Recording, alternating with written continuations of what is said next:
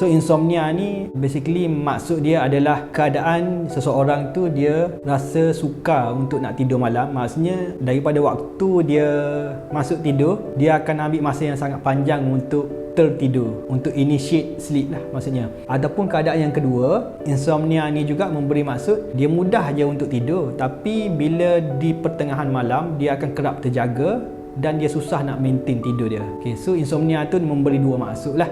Maksud yang pertama adalah difficulty to initiate sleep, dan yang kedua difficulty to maintain a sleep. So bila salah satu daripada keadaan ni terjadi, maka doktor akan suspect lah seseorang individu ni mungkin ada insomnia. Jadi bila dia dah dirujuk ke sleep lab, sleep technologist akan buat ujian sleep study. Kita akan lebih fokus kepada sleep pattern dia, ataupun kami namakan sebagai sleep architecture. So dalam sleep architecture ni ada banyak sangat parameter lah yang sleep technologist akan tengok, akan analisis.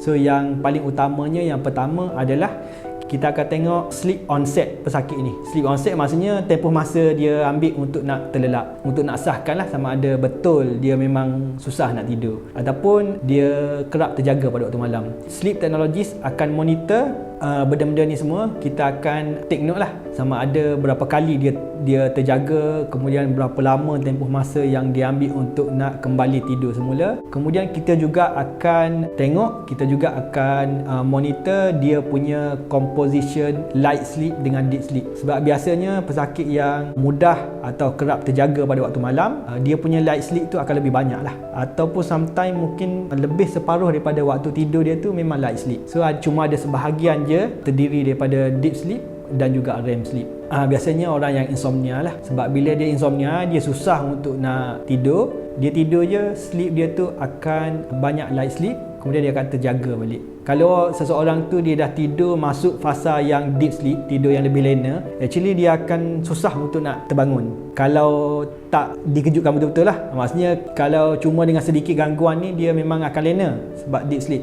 So bila orang yang light sleep ni lah, dia akan agak mudah terganggu dan dia akan terjaga. Biasanya dia akan banyak arousal lah, kami panggil sebagai sleep arousal. Arousal ni bermaksud bila kami monitor pesakit, kami akan tengok dekat software, salah satunya yang kami monitor adalah gelombang otak pesakit lah.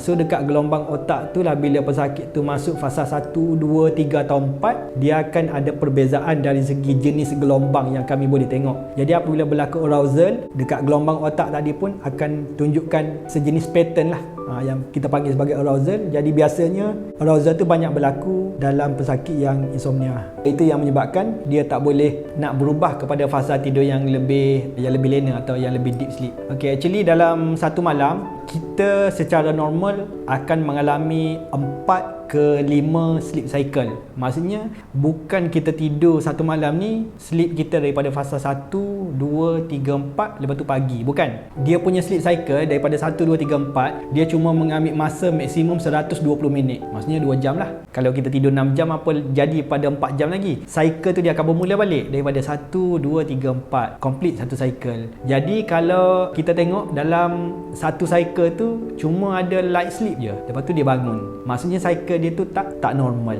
Sebab tu kita akan ada banyak kali mimpi. Ya, betul. Sebab tu kita akan banyak kali mimpi. Cuma kalau mengikut normal composition tidur ni, REM sleep dia akan lebih banyak selepas 1/2 malam. Manakala deep sleep biasanya dia banyak di sebahagian awal malam. Maksudnya bila kita tidur malam, kita banyak deep sleep, kemudian selepas half of the night baru kita akan lebih banyak REM sleep.